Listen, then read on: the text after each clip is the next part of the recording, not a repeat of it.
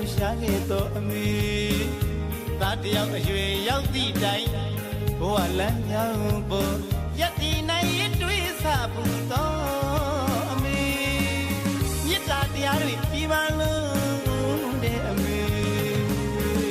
ကံတဝင်းတွင်ရစ်လာတဲ့ကယူနာပိုင်ရှင်စัจ java လာမေမေ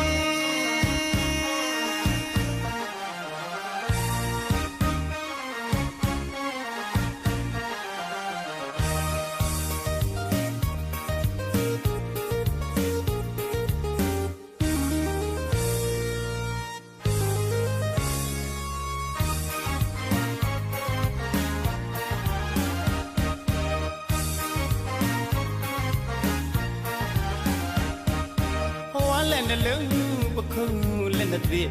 လူဖြစ်ခါသာအရွယ်မှကျွေးမွေး